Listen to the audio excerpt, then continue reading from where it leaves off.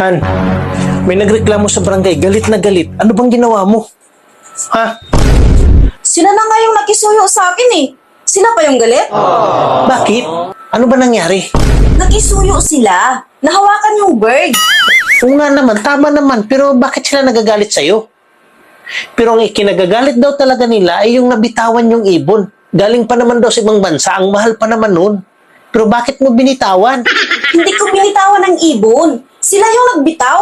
Eh di ba nga pinahawakan sa yung ibon? Paano sila yung nakabitaw ng ibon ay ikaw yung may hawak ng ibon? Bird lang ang hinawakan ko. Nung hinawakan ko yung bird, nabitawan nila yung ibon. Tika. Ang gulo mo eh. Hawak mo na yung bird, di ba? Oo.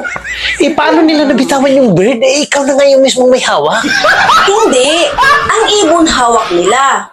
Ang bird pinahawakan sa akin. Nung hinawakan ko ang bird, nagulat yung lalaki. Kaya nabitawan yung ibon. Ang gulo mo eh. Bird at ibon, isa lang yan. O sige, yung ibon, hawak ng lalaki. Oo. Ang bird saan naka-location bago mo hinawakan? Sa ilalim ng brief. Bird yun, di ba? Ang likot talaga ng kamay mo. Ang alam ko, matagal ng tigok yung bird. Pinahawakan nila sa akin para lang pagbintangan ako. Malinis ang konsensya ko. Malinis yung konsensya. Paano mo nasabi na matagal ang tigok yung bird? Matigas na eh.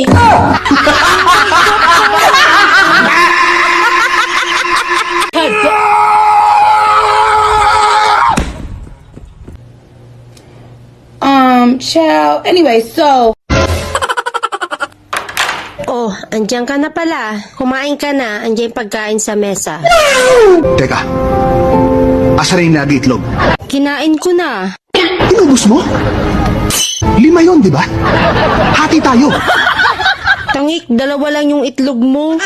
Bugok pa yung isa.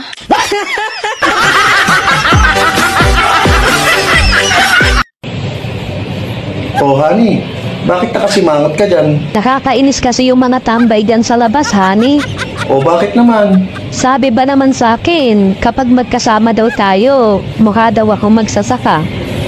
Ikaw naman, baka binibiro ka lang. Saka mag-ayos-ayos ka kasi. Bakit nga pala sinasabi nilang mukha kang magsasaka? Mukha daw ako magsasaka kasi mukha ka daw kalabaw.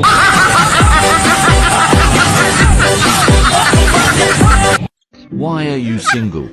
When I like them, they don't like me. When they like me, I don't like them. Kumare, totoo ba yung nabalitaan ko? Namatay daw yung boyfriend mo? Oo nga pre, nasa funeraria nga siya ngayon eh. Hala, condolence Mare ha. Salamat pre ha, hirap nga. Pero kailangan kong tanggapin na wala na siya.